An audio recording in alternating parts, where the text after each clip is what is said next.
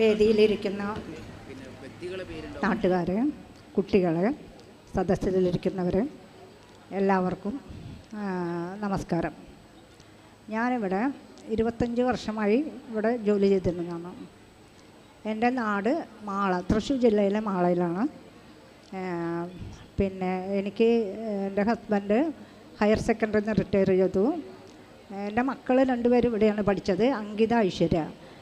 ഇവിടുത്തെ നല്ല വിദ്യാഭ്യാസം കൊണ്ടും നല്ല ശിക്ഷണം കൊണ്ടും അവർക്ക് 2 പേർക്കും ഉന്നത ജോലിയിലെത്താൻ കഴിഞ്ഞു. മൂത്താൾ IT ഫീൽഡിലാണ്, ഇൻഫോ പാർക്കിൽ ജോലി ചെയ്യുന്നു. രണ്ടാമത്തവൾ അഗ്രികൾച്ചറിൽ PhD ചെയ്ത് ഇപ്പോൾ അഗ്രികൾച്ചർ ഓഫീസറായിട്ട് ജോലി ചെയ്യുന്നു. അവളുടെ ഭർത്താവ് സയൻറ്റിസ്റ്റായിട്ട് ജോലി ചെയ്യുന്നു. നല്ലൊരു ജീവിതം അവർക്ക് കിട്ടാൻ സാധിച്ച ഈ ചെമ്പ്ര സ്കൂളിലെ ശിക്ഷണമാണ്.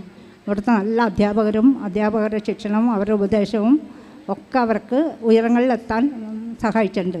കൂടാതെ ഇവിടുത്തെ മാനേജ്മെൻറ്റും ഇവിടുത്തെ നാട്ടുകാരുടെയും മറ്റ് സഹപ്രവർത്തകരുടെയും ഒക്കെ നല്ല ശിക്ഷണം അവർക്ക് ലഭിച്ചിട്ടുണ്ട്. അതിലെനിക്ക് വളരെയേറെ സന്തോഷമുണ്ട്.